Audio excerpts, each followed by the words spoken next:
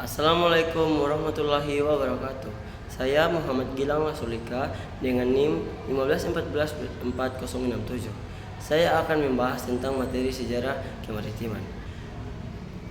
Sejarah kemaritiman Indonesia dimulai dari nenek moyang yang terampil berlayar, kerajaan maritim Sriwijaya dan Majapahit, hingga perjuangan untuk menetapkan kedaulatan maritim Indonesia.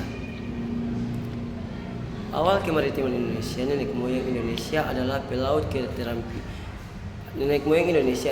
terampil yang menggunakan teknik sederhana untuk berlayar ke Madagaskar dan Afrika Selatan. Kerajaan Sriwijaya adalah kerajaan maritim terbesar pertama di Nusantara. Sriwijaya mampu menguasai seluruh Sumatera, mengirim ekspedisi ke Jawa, dan menguasai dari Selat Malaka hingga Isthmus Karai. Perjuangan kedaulatan maritim di Indonesia pada 13 Desember 1957, Perdana Menteri Insinyur Juanda Kartawijaya mendeklarasikan Deklarasi Juanda. Indonesia memperjuangkan ketetapan tentang wilayah hukum laut yang baru memulai diplomasi di berbagai forum internasional. Pada tahun 1982, Deklarasi Juanda akhirnya dapat diterima dan ditetapkan dalam Konvensi Hukum Laut PBB ketiga tahun 1982.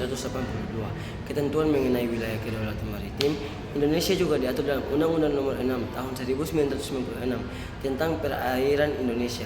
Indonesia disebut sebagai negara maritim karena wilayahnya sebagian besar didominasi lautan. Indonesia terdiri dari 30% daratan dan 70% lautan. Pengertian maritim. Maksud dari maritim adalah istilah yang digunakan untuk menggambarkan hal-hal yang berkaitan dengan laut atau perairan, seperti perbatasan dengan laut, hukum laut, perdagangan laut, hingga pelaut. Dikutip dari modul IPA Kemdikbud oleh Fajar Aprianto, dalam hal ini, negara maritim adalah negara yang mana berada di dalam kawasan atau teritorial laut yang sangat luas dan juga memiliki banyak pulau. Selain itu, negara yang memiliki wilayah kekuasaan laut yang luas juga tersimpan berbagai kekayaan yang berasal dari sumber daya alam yang ada di wilayah perairan tersebut. Dalam buku bertajuk Menyibak Gelombang Menuju Negara Maritim oleh Laksmana Muda TNI, Ford, dan Insinyur Darmawan MM. Ciri negara maritim yaitu memiliki kemampuan untuk mengelola laut sebagai sumber kesejahteraan dan poros perdagangan. Dengan demikian, menjadi negara maritim yaitu merupakan keniscayaan geostrategis untuk berdaulat secara politik, mandiri secara ekonomi, hingga kepribadian secara budaya.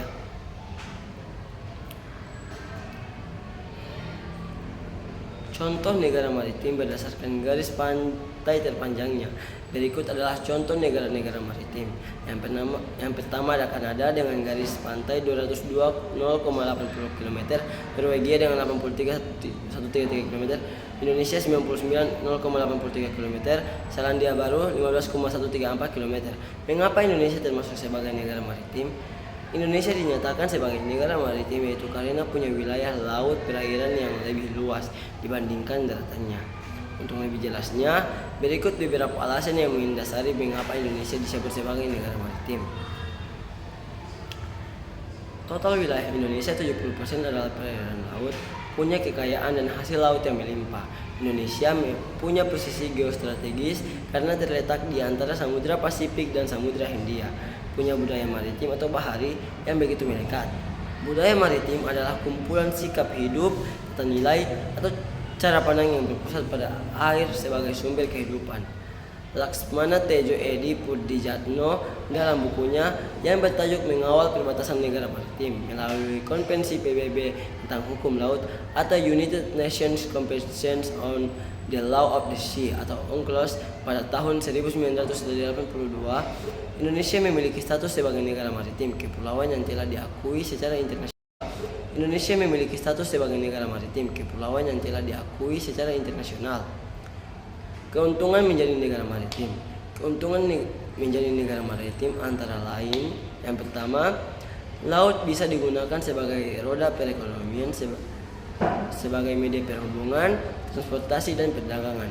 Kedua, bisa mempertegas hukum kelautan untuk membatasi gerakan kapal yang tanpa izin, sekaligus mengatasi masalah perikanan dan perdagangan narkoba ilegal, mampu mengembangkan militer kelautan. Kekuatan maritim memegang peranan penting juga untuk kondisi geografi dan hidroseanografi, membantu meningkatkan kesejahteraan masyarakat melalui perluasan lapangan kerja dan kesempatan usaha bidang maritim.